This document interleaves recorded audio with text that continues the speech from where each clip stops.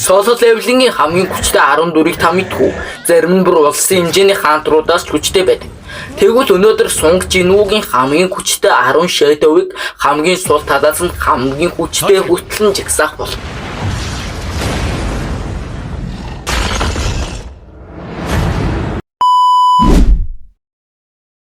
Танк бол анхны хүчийг Shadow-уудын нэг. Тэр асар их биеийн хүчтэй бөгөөд хамгаалалт сайтай. Хэдийгээр хамгийн хүчтэй нь биш ч дайснуудын анхаарлыг сагнуулж урд игнэн тулдахад маш сайн.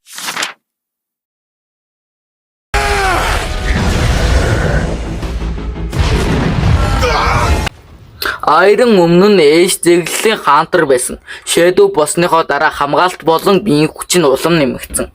Тэр Жинвугийн армийн хамгийн сайн танк төлөвийн Shadow-уудын нэг юм. Ой, ийдэ.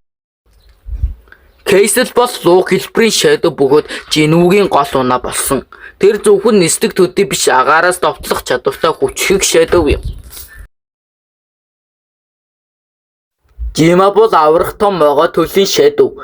Түүний хамгийн том давуу тал нь хэмжээгээ өөрчилж асар том болж чаддаг явдал юм. Тулаанд маш их сүүл авчирдаг. Грид өмнө нь хүчрхэг хаантар байсан. Бөгөөд Shadow босныхоо дараа түүний чадвар улам сайжилсан. Тэр хурд хүч хоёрын гайхалтай хослол бөгөөд олон дайсныг ганцаараа дарах чадвар.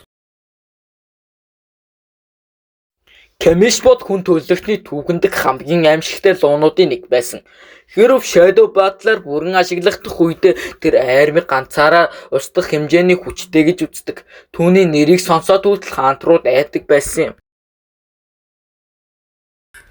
Task бол Жинвугийн хамгийн хүчтэй шидтэн Shadow. Түүний галан шид болон асар их маанан тулааны талбарыг бүхэлд нь өөрчилж чаддаг. Хэрв валсаас тулдах бол Task бол жинхэнэ хар даасан зүүд.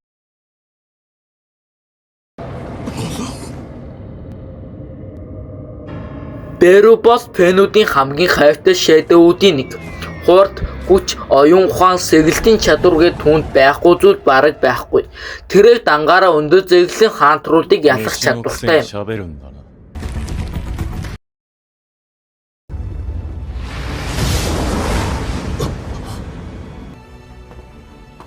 Игрис бол Жинвутэй хамгийн удаан хамт байсан Shadow-уудын нэг. Тэр үнэн хүчээ сэргээсний дараа Бэрүгээс ч илүү хүчтэй болсон. Түүний сэлбэний уур чадвар үнэхээр гайхалтай бөгөөд Shadow армийн хамгийн нэр хүндтэй жанжтын нэг.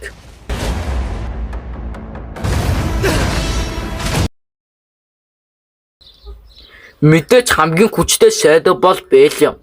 Тэр өмнөх Shadow Monarch-ийн хамгийн хүчрхэг жанжин байсан бөгөөд Сунг Жинвугийн армийн Grand Marshal юм. Belion хүч Игрис болон Бэру хоёрыг нийлүүлсэнтэй дүүцгүүц гэж үздэг. Тиймээс тэр Solo leveling-ийн хамгийн хүчтэй Shadow болсон. Тэгвэл та нарын хамгийн дуртай Shadow аль нь вэ? Сэтгэгдэл хэсэг дээр бичээрэй. Мөн дараагийн удаа ямар топ 10 хийхийг хүсэж байгаагаа бас хэлээрэй.